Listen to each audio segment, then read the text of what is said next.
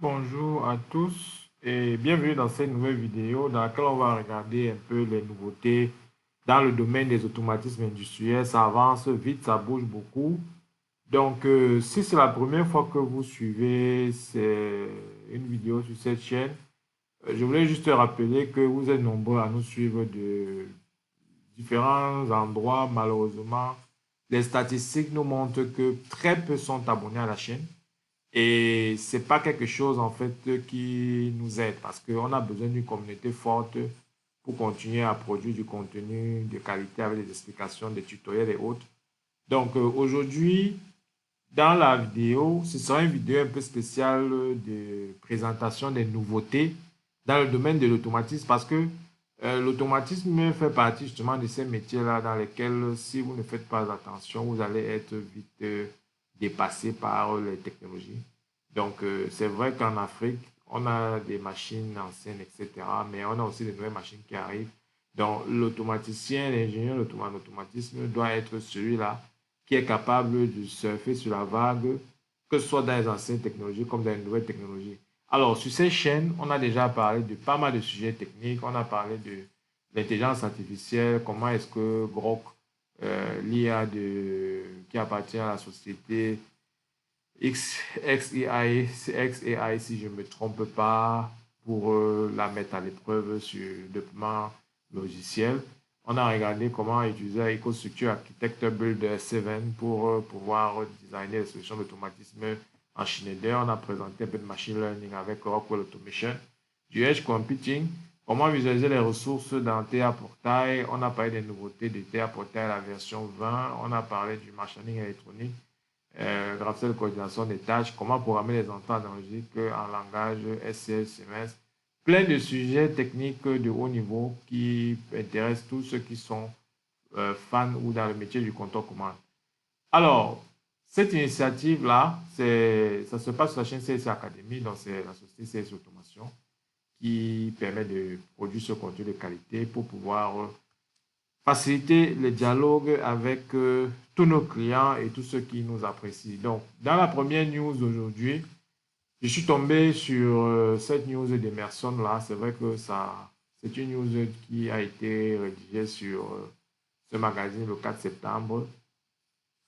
Mais apparemment, ça date déjà quand même de quelques mois. Donc, Emerson a designé un contrôleur safety pour les applications de sécurité fonctionnelle de niveau jusqu'à SIL 2. Il s'agit donc du pack système RX3i CPS 400, qui est un contrôleur de sécurité au sens de standard IEC 61508. Donc, voici la photo. C'est en fait un produit qui vient compléter la gamme d'Emerson parce que Emerson déjà historiquement ne faisait que dans les distributed control systems, les DCS.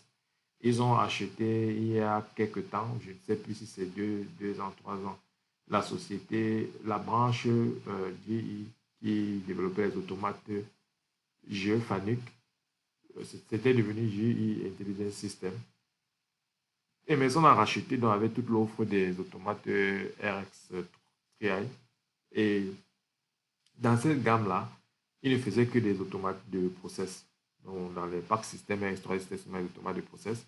Maintenant, ils ont un produit qui s'appelle le CPS 400 Safety Controller qui va justement permettre de développer des applications de sécurité fonctionnelle avec ça. Donc, dans la partie DCS, historiquement, il y avait le DeltaV SIS qui permettait de faire la sécurité, mais c'était plus sur des applications un peu de grande taille, quoi. Donc, c'est aussi, c'est pas pour des petits process ou bien de l'automatisme de machine, quoi.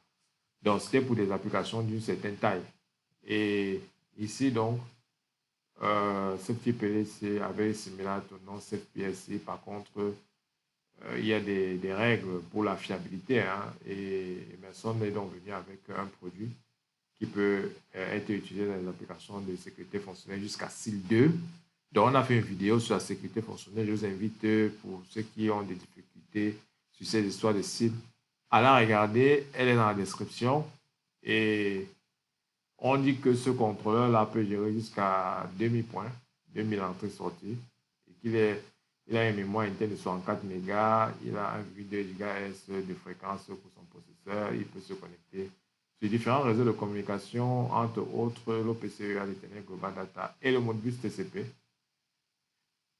Au niveau du programme, on a besoin de programmer. Par contre, ce que je ne sais pas, c'est ils disent que c'est toujours Park Machine Edition Development Environment can be used for configuration and programming of the new safety controller. Donc, je ne sais pas s'il faut un add-on, s'il faut une licence additionnelle ou bien un logiciel complémentaire pour le faire. Mais voilà, c'est un produit qui rentre dans la gamme de la partie sécurité fonctionnelle sur l'automatisme de machine. Donc, j'ai regardé rapidement la datasheet sur le site des maisons. C'est pour ça que je vous ai dit que la news est datée un peu. Donc là, on est à juin 2025. Et la datasheet est disponible depuis juin 2025. Donc, ça ne nous apprend rien par rapport à rien de plus par rapport à la news. Donc, on est sur l'application de style 2. Voilà. C'est assez intéressant. On a quelques specs physiques ici, donc en comme module CCP Ethernet Global Data, format DNI, redondance, simplex or standby. C'est très intéressant ça. On a la redondance qui est disponible. On a la memory backup mécanisme avec, ils ont une sorte de carte là qui permet de sauvegarder la RAM. Qu'est-ce qu'on a d'autre? Donc, au niveau des contrôleurs, dans les versions, donc ils ont la version Conformal Coated. Conformal Coated, donc pour ceux qui sont dans des environnements humides, quand on parle du Conformal Coating, c'est en fait un traitement en électronique qui consiste à recouvrir les cartes d'un certain vernis pour les rendre plus résistantes aux agressions de l'environnement, surtout aux moisissures et autres. Donc, en général, c'est très intéressant dans des pays tropicaux où vous avez des fortes d'humidité. Donc, c'est dans le catalogue ici, la CPU se décline en deux versions. Donc, il y a une version pour standard qui n'est pas conforme à côté, il y a une version conforme à côté. Et les batteries, pareil. Il y a une batterie normale et une batterie conforme à côté. Donc voilà, c'est la première news, c'est pas mal, ça pourra servir pour mettre en œuvre des applications DSD, etc. C'est vrai qu'ici, ils ne parlent pas des cartes d'entrée-sortie, donc je ne sais pas trop si ils ont livré les cartes d'entrée-sortie ou bien ce sont les cartes d'entrée-sortie existantes qui sont compatibles pour être utilisées dans les applications de sécurité fonctionnelle. C'est un sujet qui mériterait peut-être une autre discussion assez dédiée. Alors, ensuite, il y a ces news qui m'a paru. Bon, j'ai pas, on va regarder ensemble, c'est comment les agents IA vont transformer l'industrie, la MES et l'industrie de manufacturing. Donc, c'est un article qui parle de l'utilisation des agents IA. Donc, les agents IA, c'est les sortes d'agents qui permettent d'utiliser l'intelligence artificielle pour réaliser certaines tâches. Bon, honnêtement, moi, je pense qu'ils vont très vite là avec ces éléments. Je n'ai pas lu l'article, les détails, mais ça veut dire qu'il faut qu'on commence à se pencher sur ces sujets-là pour savoir comment notre monde va être transformé avec cette intelligence artificielle. Ensuite, il y a le logiciel Ignition, c'est vrai qu'on n'en a pas parlé sur la chaîne, qui est en fait un produit qui monte en puissance. Depuis quelques années déjà, ils ont une stratégie très agressive. Et c'est un produit de la société Inductive Automation. Je pense que c'est une société américaine. Donc, ils viennent de déployer la version 8.3 bêta, voilà, qui permet d'améliorer la sécurité, de streamliner le data management avec des outils avancés de visualisation et d'intégration des réseaux OTT, c'est plus rapide, interface web. Bon, eux, ils avaient déjà quand même adopté les technologies web depuis longtemps.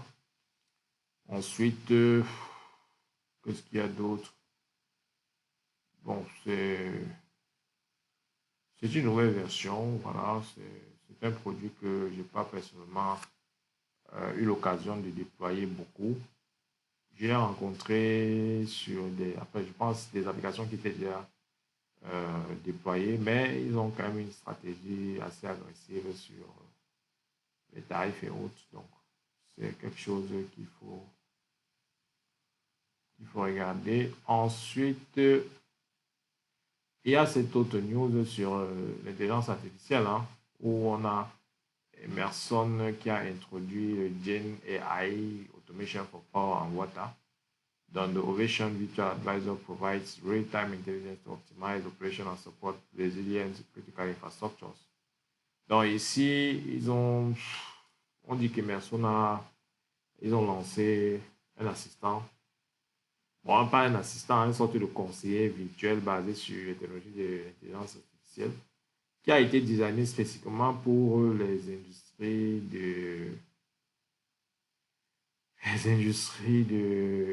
d'eau et puis d'énergie. Hein. Et c'est intégré dans leur plateforme Ovation 4.0. Et Emerson, ils ont beaucoup de produits, hein, beaucoup de plateformes. Ils ont des produits dédiés pour les centrales, la gestion des centrales thermiques et autres. Donc, cet outil permet d'assister les opérateurs dans leurs tâches, hein, en augmentant la fiabilité. Ils s'entraînent sur les opérations et tout. Donc, voilà, c'est des éléments qui nous montrent que le monde est en train de changer, d'avancer beaucoup et il ne faudrait pas qu'on dorme beaucoup parce que le réveil risque d'être brutal sur ces éléments-ci. Donc, voilà globalement ce que je pouvais dire sur ces news-là. Dans le parc d'Emerson, c'est pas mal. Je ne sais pas si les cartes, en fait, je ne sais pas trop si les cartes sont des cartes standards, mais bon, c'est quelque chose qu'il faut creuser. Donc, voilà ce que j'avais à dire pour cette vidéo. J'espère que vous a plu. Si c'est le cas, n'hésitez pas à me dire en commentaire. Si vous avez des sujets spécifiques aussi, on pourra en discuter. Donc, laissez-moi un commentaire. Likez la vidéo, partagez massivement et à bientôt sur la chaîne.